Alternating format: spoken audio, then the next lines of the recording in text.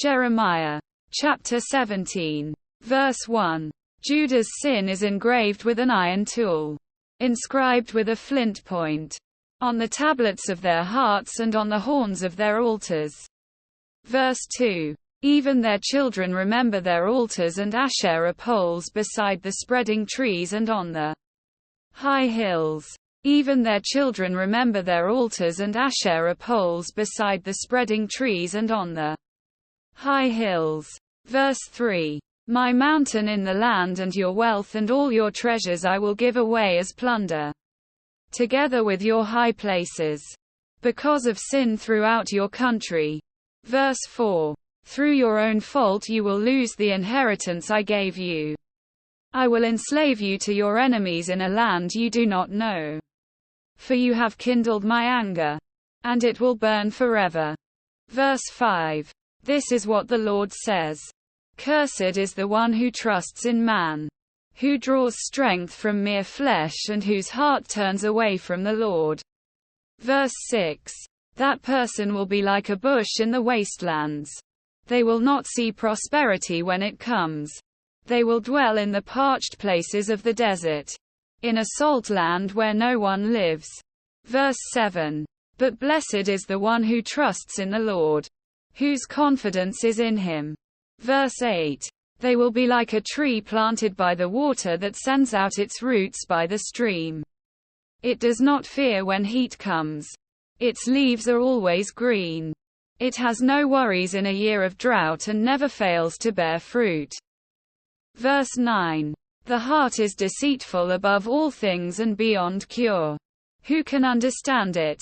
Verse 10. I the Lord search the heart and examine the mind, to reward each person according to their conduct, according to what the deeds deserve. Verse 11. Like a partridge that hatches eggs it did not lay are those who gain riches by unjust means. When their lives are half gone, their riches will desert them, and in the end they will prove to be fools. Verse 12. A glorious throne, exalted from the beginning, is the place of our sanctuary. Verse 13. Lord, you are the hope of Israel. All who forsake you will be put to shame. Those who turn away from you will be written in the dust because they have forsaken the Lord, the spring of living water. Verse 14. Heal me, Lord, and I will be healed. Save me and I will be saved. For you are the one I praise. Verse 15. They keep saying to me, where is the word of the Lord? Let it now be fulfilled. Quote.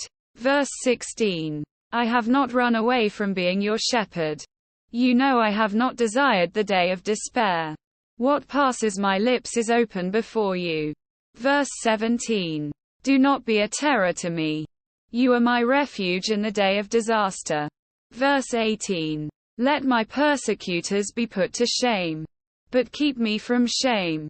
Let them be terrified, but keep me from terror. Bring on them the day of disaster. Destroy them with double destruction. Verse 19. This is what the Lord said to me. Go and stand at the gate of the people, through which the kings of Judah go in and out. Stand also at all the other gates of Jerusalem. Verse 20.